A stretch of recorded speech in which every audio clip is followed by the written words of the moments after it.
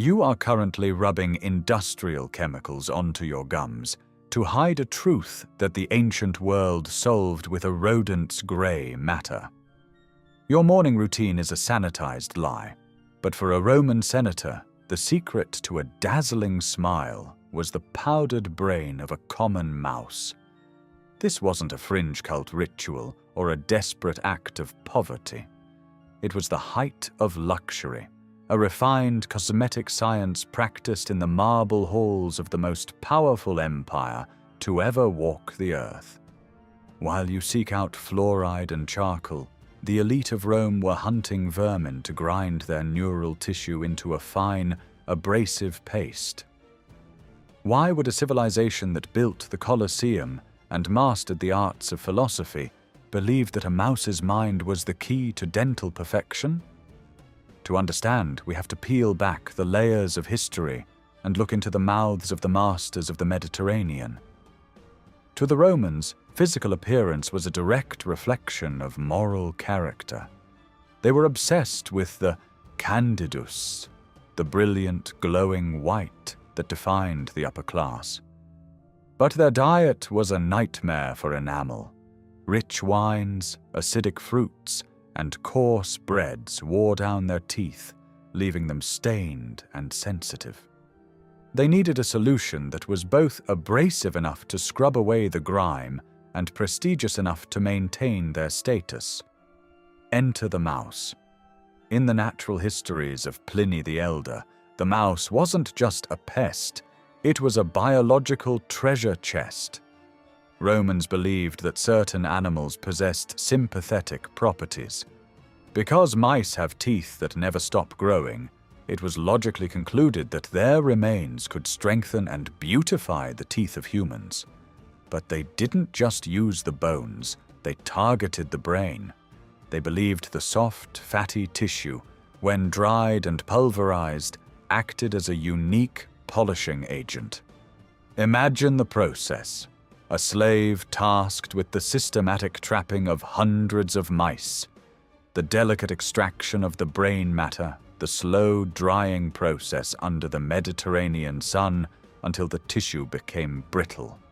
Then, the rhythmic thud of the mortar and pestle, grinding the organ into a grey, dusty powder.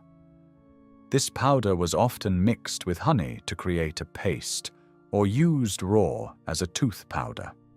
You would dip your finger into the remains of a dozen creatures and rub it vigorously against your gums. The grit of the calcified brain matter acted as a primitive micro-abrasive, literally sanding off the top layer of stained enamel to reveal the white beneath. But the Romans didn't stop at rodent brains. If you think the mouse powder is disturbing, you haven't heard about their liquid gold. To rinse away the brain dust, they used human urine. Not just any urine, but high-concentration ammonia sourced from the public latrines of Iberia. They believed the strongest wash came from the Spanish regions, and they imported it in jars across the sea. The ammonia acted as a chemical bleach, whitening the teeth further. This was the reality of Roman high society, a mouth full of crushed mouse brains and a chaser of aged urine.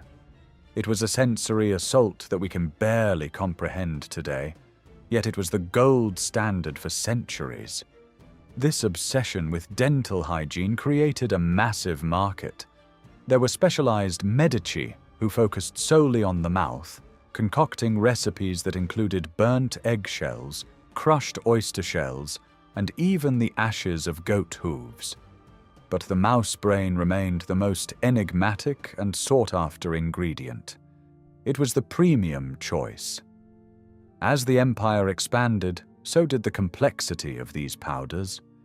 They began adding aromatics like myrrh and rose petals to mask the metallic, earthy scent of the dried brains. Yet beneath the scent of flowers, the core ingredient remained the same.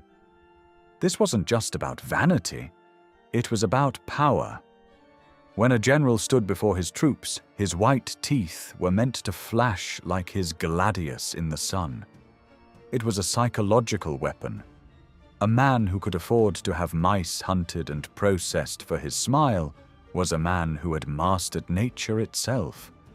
But as the centuries passed and the empire began to crumble, these extravagant hygiene rituals vanished. The secret of the mouse-brain toothpaste was buried under the weight of the Middle Ages, replaced by simpler, less grisly methods. Or so we thought. When we look at the ingredients of modern abrasive cleaners, the logic isn't that far off from the Roman mortar and pestle. We still use abrasives to sand our teeth. We just changed the source. We traded the visceral reality of the rodent for the sterile anonymity of the laboratory. But the next time you look in the mirror and see that flash of white, remember that 2,000 years ago, that same sparkle was achieved through the systematic destruction of the smallest creatures in the city. Your smile is a legacy of a time when beauty was bought with blood and brains. The Romans didn't just want to look good, they wanted to conquer time itself, one mouse at a time. And in the reflection of your bathroom mirror, their dark legacy lives on, hidden behind the minty scent of the modern world.